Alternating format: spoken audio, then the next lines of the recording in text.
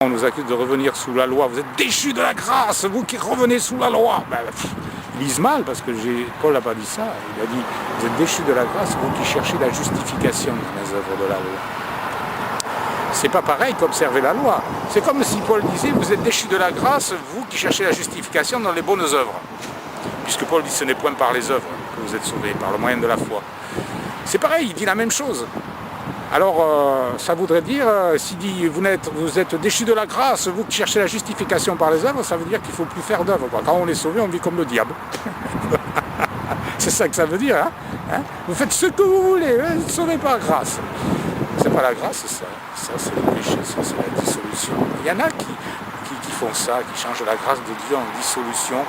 Et Paul en parle d'ailleurs, il change la grâce de Dieu en dissolution.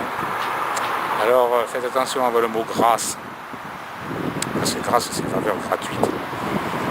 Mais le mot grâce il existe aussi dans la Torah. Tous les hommes de Dieu en parlent de la grâce de Dieu. Ils sont tous sauvés par grâce, hein, parce que personne n'a jamais été sauvé par la loi. Jamais. Moïse n'a pas été sauvé par la loi, il a été sauvé par grâce. Autrement il serait perdu. Hein. David il parle sans arrêt de la grâce de Dieu. Tous les hommes de Dieu ont été sauvés par grâce. Alors, quand on dit que la grâce est nouvelle, on est sous la période de la grâce. Mais elle a toujours existé, la période de la grâce. Vous croyez que Noé il a été sauvé par la loi? Il a été sauvé par grâce, Noé. La grâce, c'est pas nouveau.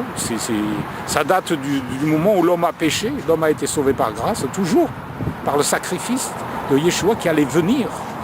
Ils ont tous été sauvés de la même manière. Eux, ils ont été sauvés par Jésus qui allait venir. Nous, on est sauvés par Jésus qui est venu. Mais on est sauvés de la même manière. Arrêtez de dire qu'on est sous la période de la grâce, c'est pas vrai. On y a toujours été sous la période de la grâce.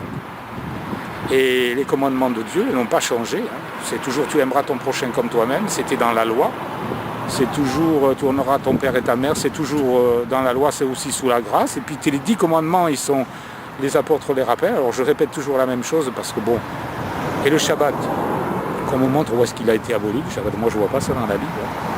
Parce que Dieu en parle aussi comme quelque chose dans l'avenir du Shabbat. S'il avait été aboli, pourquoi il en parlerait pour quelque chose dans l'avenir? Ceux qui observeront mes Shabbats dans les prophéties qui concernent la fin des temps, le Shabbat n'a pas été aboli, jamais. C'est l'Église catholique qui a aboli le Shabbat et nous, les évangéliques, ont récupéré ce que les catholiques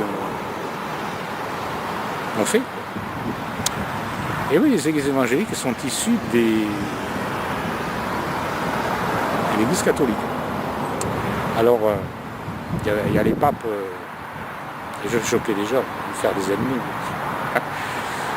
Mais bon, les évangéliques ont fait la même chose. Que les catholiques, ils ont gardé le dimanche. Alors bon, on ne convainc pas les gens avec des mots, mais ça prend du temps. Seulement, il faut être bien disposé. Alors, il y a ceux qui sont bien disposés, qui sont prêts à accepter.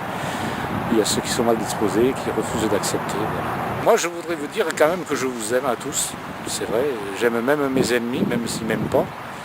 Je vous dis que Yahweh vous bénisse, que Yeshua vous bénisse, que Jésus-Christ vous bénisse, que Dieu vous bénisse. Amen. Alléluia et gloire à Dieu.